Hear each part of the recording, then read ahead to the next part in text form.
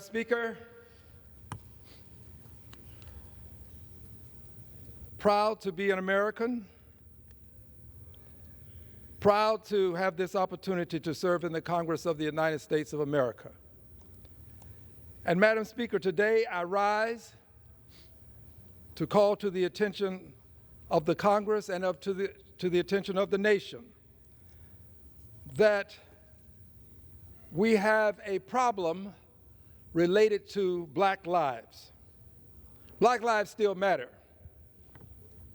And there's a reason for saying this that will become more apparent as I give my commentary.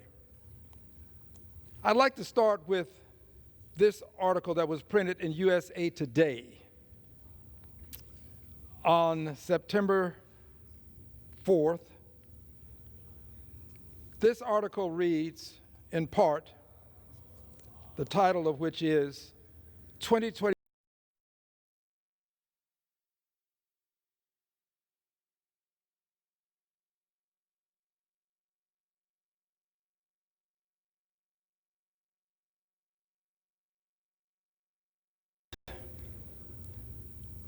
Last year, as has been the case every year since the count began, some things bear repeating. Last year, as has been the case every year since the count began, most hate crime victims were Black. According to the Center for the Study of Hate and Extremism at California State University, San Bernardino, which collects and analyzes official state and municipal hate crime data sets. Since the genesis of collection of this data, per this article, most hate crime victims have been Black. I'll explain why. But first, another article. This one is styled, "Police Fatally Shoot a Pregnant Black Woman in Ohio. Calls for accountability are growing." This is in Vox, dated September 8th, 2023. In this article, there is the following language: Mapping Police Violence. This is the name of an organization. Mapping Police Violence, a group that collects data on police shootings, found though Black Americans make up roughly 13% of the population, they comprise at least 20% of the people killed by law enforcement so far in 2023. So this is not old news. This is contemporary. 13% of the population, at least 20% of the people killed by law enforcement so far in 2023. This relates to Black people. I'll explain why in just a moment. This article goes on to say, per the Washington Post tracker of fatal police shootings, the number of these killings has risen in the last few years. Goes on to say, because of incomplete policing data, the race of all police victims isn't known. But from what data is available, it's clear police also continue to shoot and use force against Black people at a disproportionate rate. I'm paraphrasing slightly. The Post data shows Black people are roughly twice as likely as white people to be the victim of a fatal police shooting. While Mapping Police Violence, that's the organization that I mentioned earlier, while Mapping Police Violence, which tracks police killings by any means, found black people are nearly 3 times more likely to be killed. Part of this disparity stems from the fact black people are more likely to be profiled by police. And then it goes on, for instance, black Americans are 20% more likely to get stopped for traffic stops than white people. Now we get to something meaningful and substantive. This article says, this is in Vox, there are a number of factors behind police violence and racial disparities. There are a number of factors behind police violence and racial disparities, including deep-seated systemic racism. Remember, this is from Vox, article dated September 8th, 2023. This is from Vox.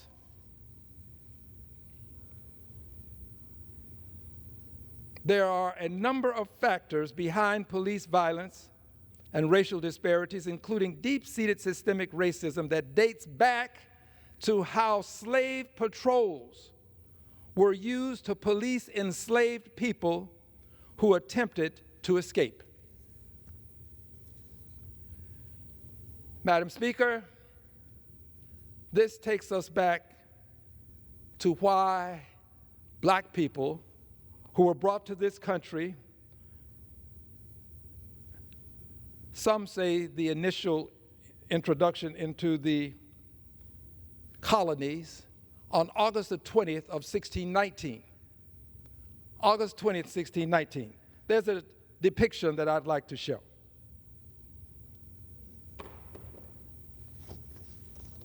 This represents the persons who were of African ancestry brought to this country August 20th, 1619, aboard this ship, the White Lion. And they were traded for goods. The colonies took the people of African ancestry, and they in turn accorded the persons who were aboard the White Lion goods. People traded for goods. August 20th, 1619. Now, this, my friends, was the genesis of something that continued for more than 240 years. 240 years. Why did this continue for more than 240 years? Remember, I'll be getting back to what I said about the police and the killings and the hate crimes against black people. But why would this continue for more than 240 years? Because during that period of time, a decision was made to have in this country an identifiable, subservient, obsequious class of people. A class of people who would be identifiable. Black people are identifiable. And they were to be subservient, enslaved for more than 240 years. But it wasn't to end, it was to continue. For 240 years, people were enslaved because there was a desire for an identifiable, subservient, obsequious class of people. There was to be an upper class, and it existed, a middle class, and it existed, a lower class, that's what they called it at the time, and beneath that class, this subservient, obsequious class of people. They were to be submissive and obedient. They were to address the master's son, who might be 5 years of age, to the same extent that they would address the master. They were to be obedient, and if they were not obedient, the master could take whatever actions desirable to chastise, and that's being polite. Whatever actions desirable to do whatever it was believed necessary to force them to comply and be subservient and obsequious. More than 240 years. Babies were born into slavery. They were enslaved. Babies. Slavery was not just hard work, which is what a good many people think of it as. Just hard work. That's all. No. The truth has to be told. And those who would deny the truth being told, Governor DeSantis, those who would deny it will be judged harshly by posterity. You will not find yourself within the annals and the halls of those who are considered great and noble people. History is going to judge you harshly. But it was more than hard work. They didn't get any benefits. There were no benefits associated with being enslaved. So let me tell you for just a moment what it was as I make my case. It was kidnapping, yes, but it was more than kidnapping. People were kidnapped from their homes, their homeland. And by the way, many of them were traded into slavery by their own people. Own people meaning from the same continent, same country. But they were traded into slavery. So many were kidnapped. But it was more than kidnapping. It was lynching. Once they traversed the ocean, those who were able to survive, because it was a harsh voyage, people shackled together, stacked on top of each other. It was cruel and inhumane what they did. It dehumanized from the very moment that they were taken into captivity. So it was more than kidnapping. It was more than the brutality of having to suffer this transatlantic journey.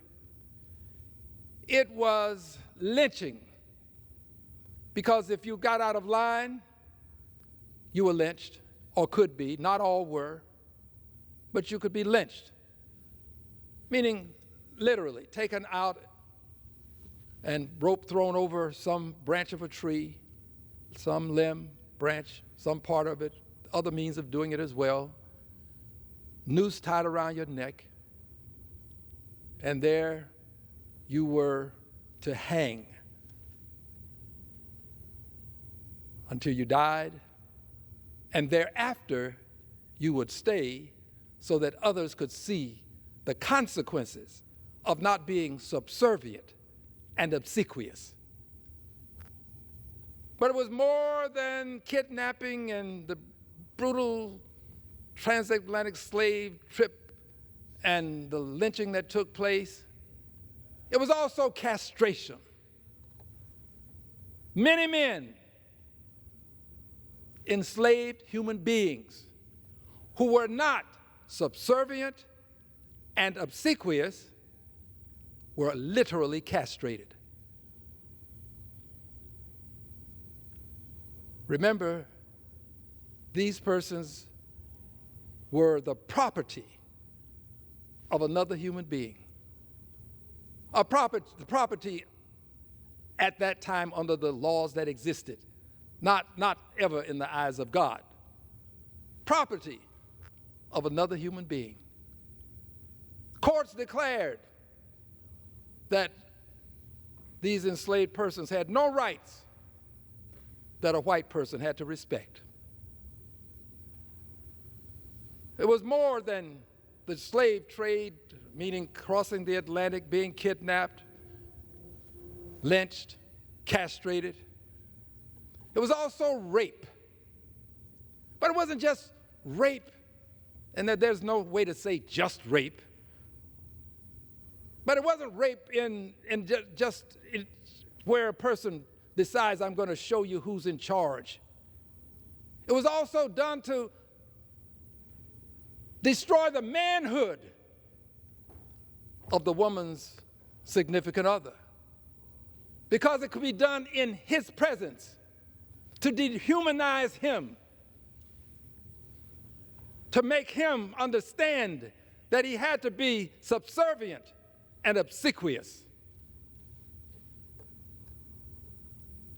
It was all of these and more, because it was also the separation of families at the auction block. Literally, children could be sold and go to one master, mother goes to another, father could conceivably go to another. It was the dehumanization of human beings. By definition, that's what dehumanization is. But they were dehumanized. They had to be reduced to something less than a human being so that the rest of society could say, well, it's okay. These are not human beings. We wouldn't treat a human being this way. So they were something less than human beings. And they were to be subservient and obsequious. This, my friends, is what has been called, and I agree, one of the greatest crimes ever committed against humanity. Crime against humanity. And it continued for more than 240 years. And not only did it continue for 240 years, it then metamorphosed into convict leasing for another almost 100 years. Convict leasing, wherein there were black codes, and if you violated one of these black codes, you could be arrested. And if you were arrested, you could be incarcerated. And then after incarceration, you could be leased to someone who would work you possibly for the rest of your life. So you were back into slavery by another name. Convict leasing, but there was also lawful segregation. And with this lawful segregation came the notion, it didn't go away, that the persons who were segregated had to be obedient. They had to be subservient. They had to be obsequious. There was still the belief. That didn't end with the ending of slavery, the passage of the 13th Amendment, which actually ended slavery in this country. Of course, we had the Emancipation Proclamation, I understand this, but it was the 13th Amendment that lawfully said, you can't do this. But it didn't, the ending of slavery did not end the mentality that had been inculcated in society. Society now, remember, had been corrupted with this mentality. And this was passed on through the generations. That these people who came, who were brought here to be this permanent, subservient, obsequious class, Some would say underclass. Class. It didn't end with them being extricated from slavery by way of the 13th Amendment. It was still within society. It had been baked into society. And even to this day, it still resides in society to a certain extent. Not to the same extent, but to a certain extent. But it was in my lifetime, racism and invidious discrimination, which is what the slavery and then the police, the leasing of persons, metamorphosed into, then evolved and metamorphosed into something that we called invidious discrimination. Racism didn't go away with the passage of the 13th Amendment. White supremacy didn't go away. To have this subservient class, you had to have a superior class if you're going to have an inferior class. It didn't go away. In fact, in my lifetime, I lived to see racism so inculcated in society that preachers literally preached it. Teachers taught it. Police officers policed it. Judges adjudicated it. In my lifetime. It was pervasive then, and then it was pervasive in such a way as to be visible. It is less visible now, but it still exists. This notion that black people should be subservient and obsequious. It still exists. It exists to the extent that black men cannot talk to police officers the same way white men can. I know. They cannot. And this is why parents have this, what they call, talk with their children if they have black sons. Black women can't treat them the same as white women, but I'm focusing on black men for this moment. Black men are taught early. I was taught. And you talk to any professional, and they will tell you that they teach their boys, more so than their girls, but the girls are taught as well, that when the officer stops you, you give him all of the deference that you can, because they understand that the consequences of being what the officer might perceive as disrespectful. These officers, many of them, not all of them, this is not to indict the entire police department, which is what my critics will say, which is not true. My uncle was a deputy sheriff. I have great respect and reverence for the police. But I don't have it for those who are the dastards who brutalize people without justification, just decide that you're going to teach people a lesson. This class of people, the obsequious, subservient class, from time to time we assume that we have arrived. And on a dark night, we will make comments to a police officer. Well, those comments can cost us our lives. I know that people will say to the officer, give me your badge. Give me your badge number. I'm going to report you. Black men can't do that. There is still a belief that we have to be respectful at all times and show some degree of subserviency. There's still this desire that we be obsequious. And this explains George Floyd, those officers who held George Floyd down, they wanted to punish him. They wanted to teach him a lesson. It wasn't just about arresting him. You don't have to put your knee on a person's neck for this length of time to arrest him. They wanted to teach him a lesson.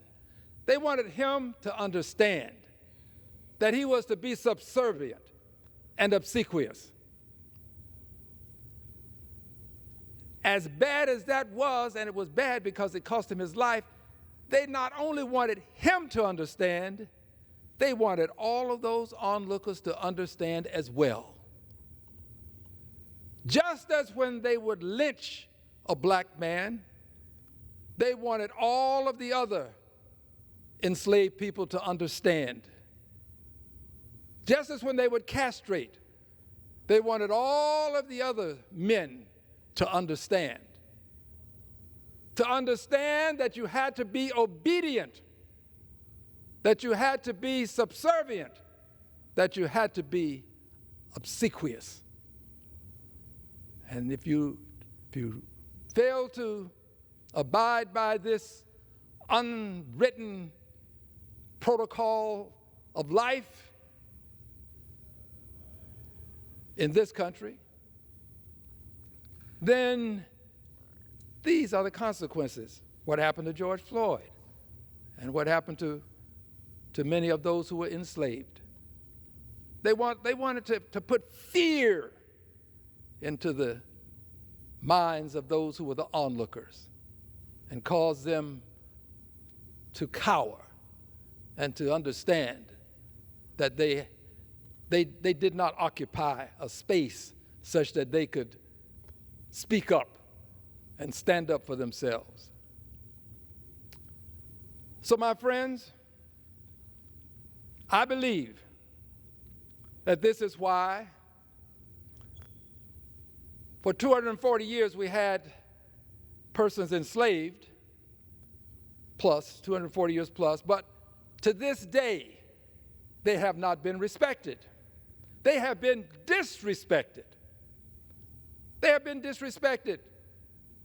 The proof is readily available. We in this country revere the enslavers and revile the enslaved. We revere the Confederate soldiers who fought to keep them enslaved. And we revile the people that were being enslaved. We have not given these persons whose lives were sacrificed for some 240 plus years the opportunity to be respected as they must and should be. They must be respected. They were the persons who planted the seeds, harvested the crops, fed the country, built the roads, built the bridges, built this very facility that I have the honor of standing in, helped to construct the White House, many other prominent facilities. They are the economic foundational mothers and fathers of this country. Gave the United States of America a 240-year head start with free labor. Free labor. You had to feed them, of course you did. Clothe them, of course you did, to the limited extent that they were. But it gave them, this country, 240 years of free labor that we all stand on. We all stand on the foundation, the economic foundation that was built upon the sacrifice of millions of lives. Some estimate more than 10 million. Lives sacrificed to make America great. To this day, we still have some of the remnants of this behavior that lasted for some 240 years. And this is why we, to this day, are seeing those persons disrespected, enslaved persons, with this expectation They're still being disrespected. They're not being honored. And the ability to honor them resides right here in this house. Because in 1956, the Congress of the United States of America honored the Confederate soldiers with a Congressional Gold Medal. This is the highest honor that the House of Representatives can accord. The Senate also followed suit, and the President signed the legislation honoring Confederate soldiers. These were the enslavers. We have revered them, yet we still revile those who were enslaved. 240 years of enslavement. And it also can explain why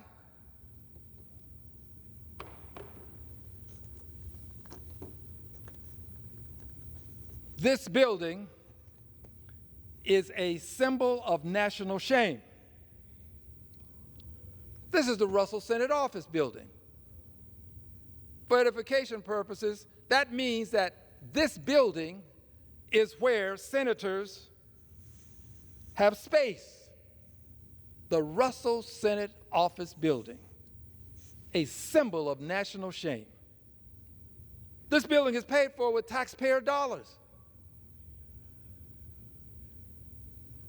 Why is it a symbol of national shame? Because Richard Russell was a racist and a bigot. Senator Richard Russell was a racist and a bigot. Senator Richard Russell fought anti-lynching legislation, the legislation that would stop people from lynching. Lynching is a crime.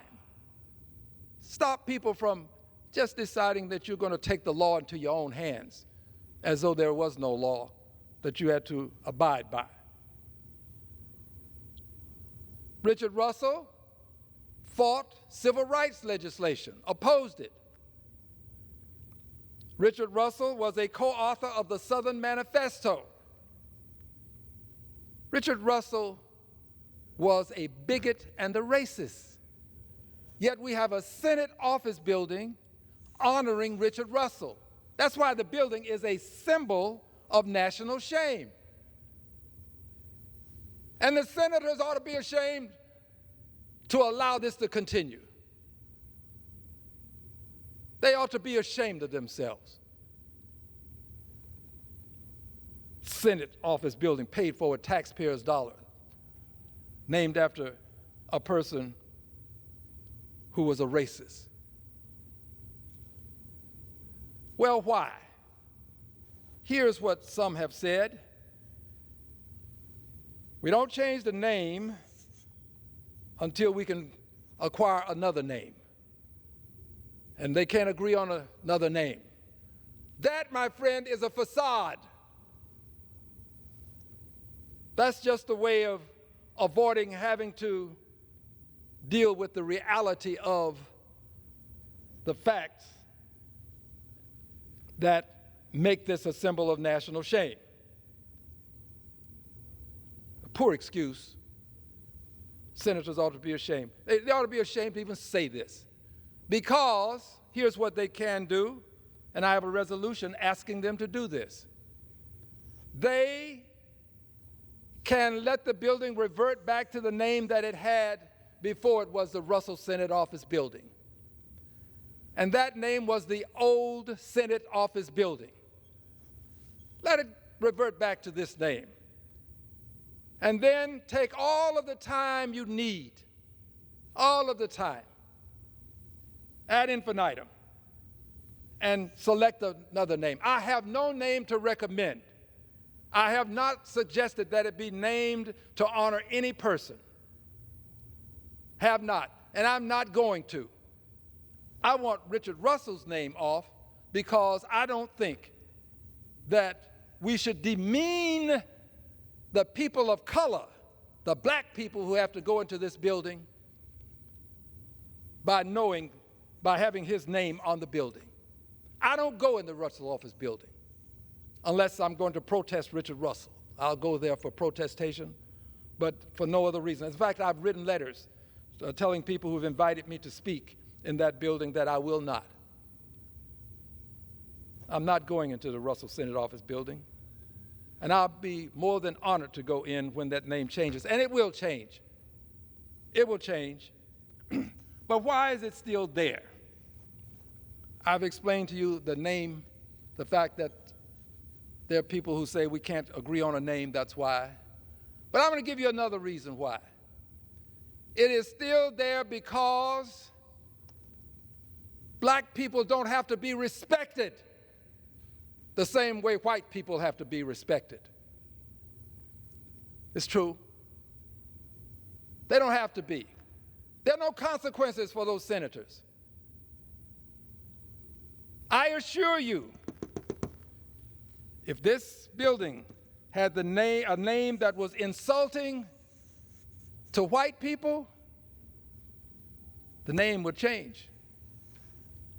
I can think of some names that if those names were on this building, they would come off immediately, if not sooner. Because, again, black people don't have to be respected. This is what's inculcated within the minds of many, not all, but many people in this country. They don't have to be respected to the same extent as white people. That is a belief that exists in this country.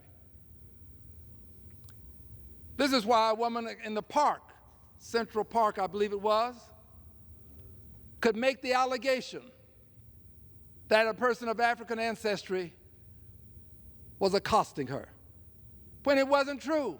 But in her mind, she knew that she could fall back on that. That was something that would trigger police action.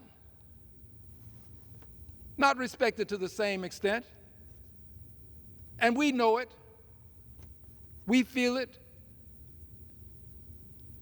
Not respected to the same extent. So, senators, they know there are no consequences. Why remove the names? Well, what are black people going to do? What can Al Green do other than come to the floor and denounce this with facts? What can he do other than this? No consequences. We're not going to lose any election because we're working in a building that's named after a racist. There are no consequences because black people are not respected to the same extent as white people, because there is a belief still inculcated in this society that black people ought to be subservient and obsequious. Not by all. All people don't believe this. Not all people. But a good many do. And a good many of them wear badges and carry guns. And a good many of them have raised their right hands and been sworn to uphold the Constitution, serve in the Senate of the United States of America. A symbol of national shame, the Russell Senate Office building. This is why we have a request for the Congressional Gold Medal for African Americans who were enslaved. I believe that if this Congress, well, if a Congress in 1956 can accord a Congressional Gold Medal to the Confederate soldiers who were the enslavers, surely we can do it for the enslaved. Surely we can. But they don't have to. They don't have to. What are the consequences of doing the righteous thing, not the right thing, the righteous thing? What are the consequences? I would hope that there are no consequences for doing the righteous thing, but for not doing the righteous thing, there are no consequences. There are no consequences for deciding that there will not be a Congressional Gold Medal given to people who were enslaved for 240 years, who are the economic foundational mothers and fathers of this country. whose lives were sacrificed to make America great. There are no consequences. We don't have to do it. Not much will be said about it. But there is this conscious agenda that I put forth, and on this agenda, the conscience agenda, there is the awarding of the Congressional Gold Medal. There is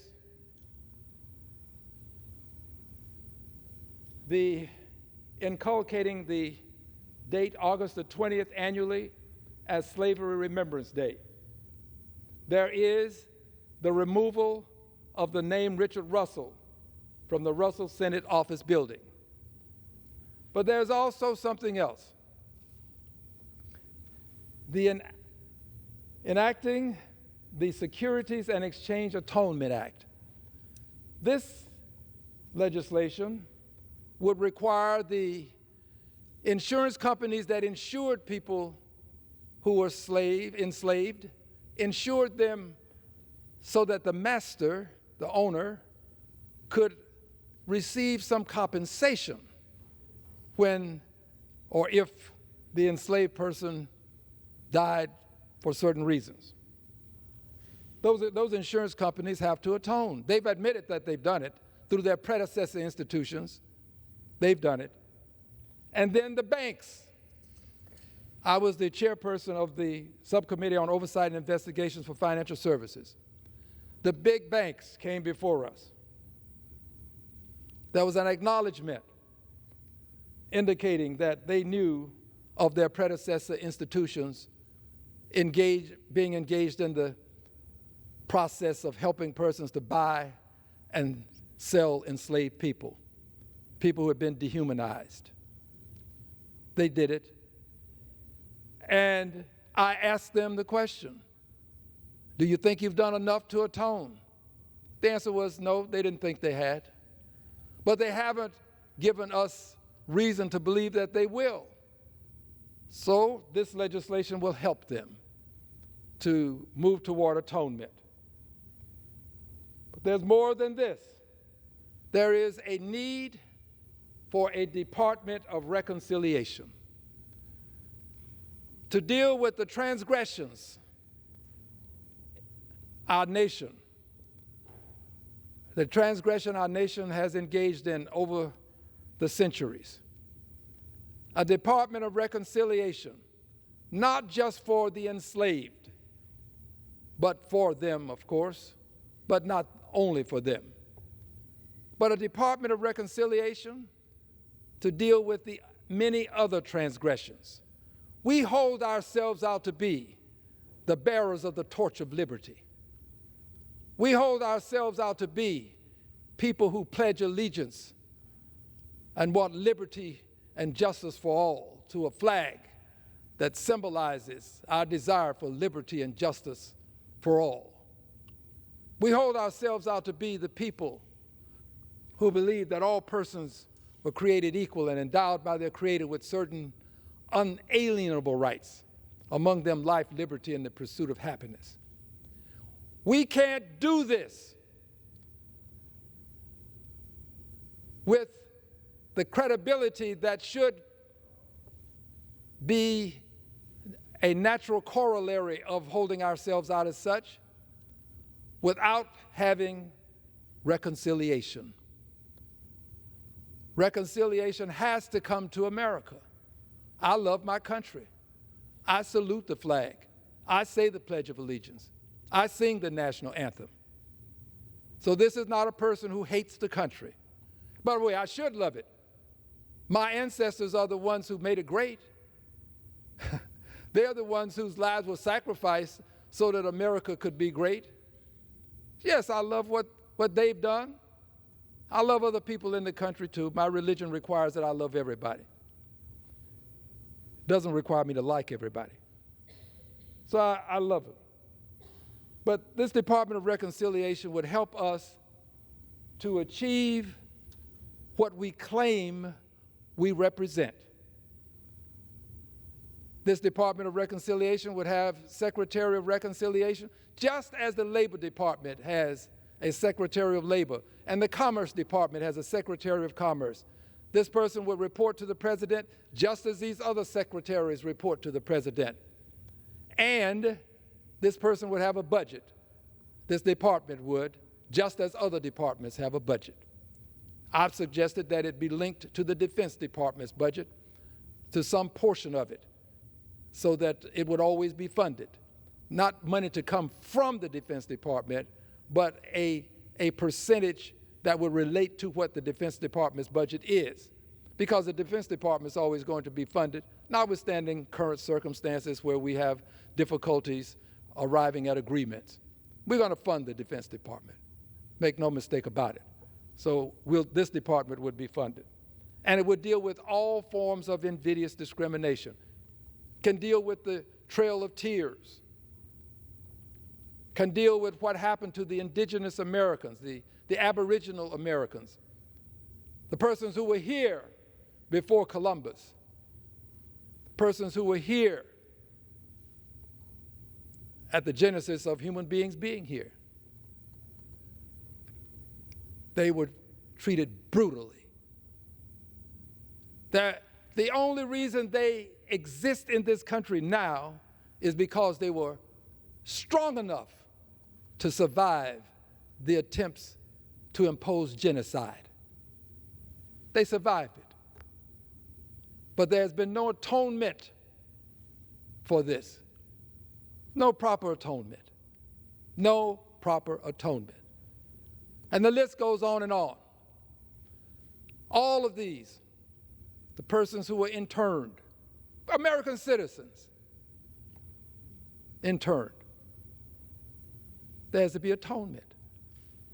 America owes it to itself to atone for these transgressions. That's what this conscience agenda is about. Our moral imperative. Our moral imperative. The conscience is that thing within you that says this is the right thing to do.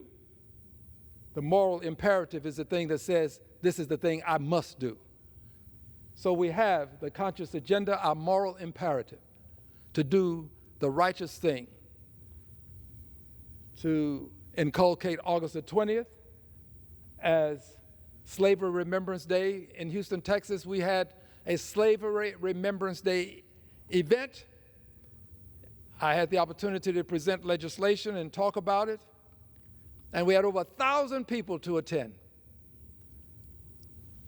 This month, I was at Georgetown University where a Slavery Remembrance event took place.